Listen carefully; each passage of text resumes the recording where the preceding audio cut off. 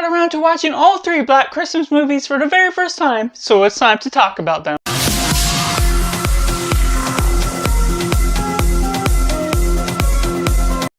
Welcome Cinema, where we focus on a film. I'm Josh, this is Simply Cinema. Let me know down in the comments below. Have you seen the Black Christmas films? Do you like them? Do you not like them? Or are they somewhere right in the middle? Let me know your ranking of them in this spirit of the season.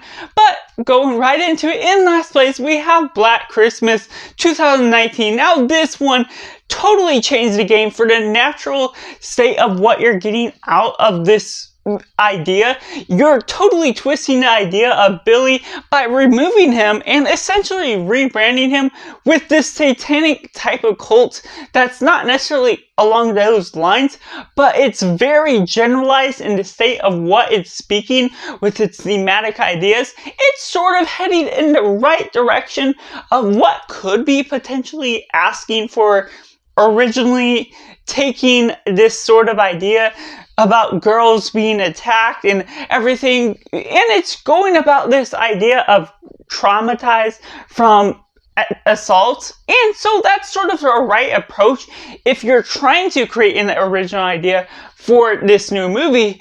But all the twists and turns that come about along the way just does not work, and the script and dialogue just feels inauthentic to any natural state of being. Certain decisions, inconsistencies with some of the action scenes that just throws things off, doesn't make sense.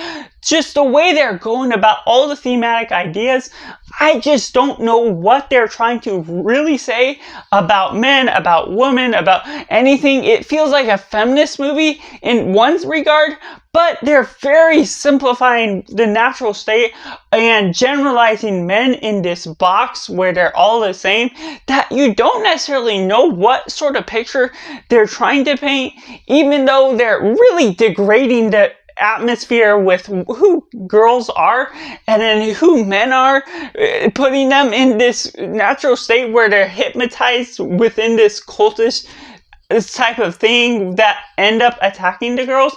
And so putting that and giving it such a bad rap for any sense of the imagination of what they're trying to portray leaves me confused in the natural state of all the inconsistencies, other things with its writing that just don't pay any regard to a simple message or portraying some gnarly kills in a great way. So ultimately it could be a fun film, or it could be a thought-provoking film, even in taking this original approach by removing Billy from the picture, what all the original films had to say about that.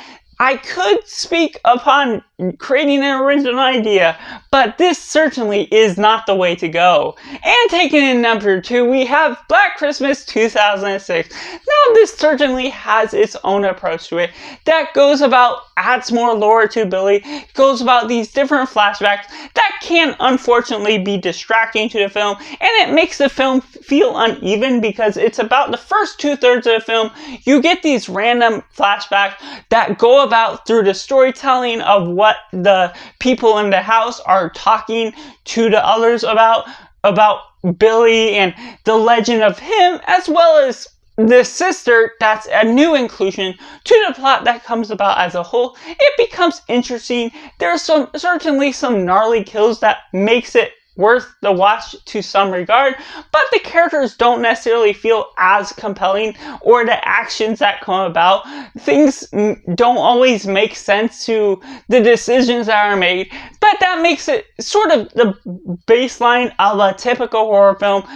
Characters not making the right decisions in the right time, and so it just ends up on a certain base level where, yes, I can have a good amount of fun with the ideas, certain things that are going about, but the flashbacks, what they're doing with Billy, it makes it a little bit less compelling, and I'm not particularly intrigued by the lore that they're trying to build upon Billy in the first place. So that's just what leads it into some not so great acting, but a decent enough time by the end of the day, which takes me into number 1, the original Black Christmas 1974 edition. Now, I'm not the major fan of this. Now, this was my first time watching. I've heard it can be better upon rewatch, and I can see just from my first watch why that may be. First off, my expectations. I expected a classic horror slasher of sorts. This wasn't necessarily that. It includes this detective mystery story that sort of tries to uncover the cases along the way about the killing, things that are going about with different phone calls, trying to catch the killer upon the phone call, or this mysterious person that's coming about. And some of that was just not my personal cup of tea. Maybe it'll be better now that I know what to expect upon rewatching the film itself, but there's some decent characters to their own worth, what they're exploring, what they're building upon, and the idea of Billy being this mysterious one, the setup to him is good, I'll give it that. And so the nature of how that explores that character being one that is unseen, and then also building upon these other guys that are mysterious, suspicious characters along the way, gives it some energy that really boosts certain moments of the film.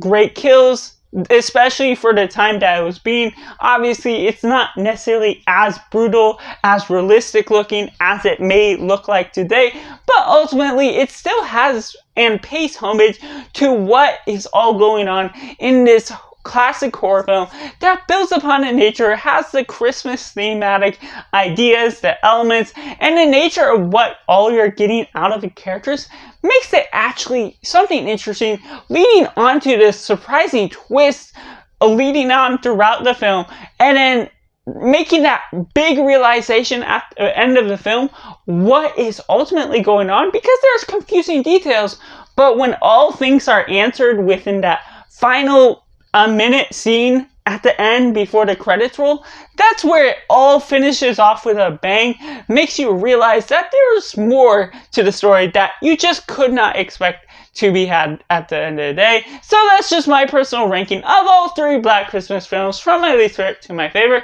Let me know down in the comments below what you think of these three films as a whole, or just how you would rank them all. Do you agree, disagree? What are your hot takes? Let me know all that in the comments below. Make sure to like this video if you enjoy it. Subscribe if you haven't already to join in the film culture community where we talk about the love of cinema as a whole. And so that's just all, and make sure to do yourself a favor and go watch a movie.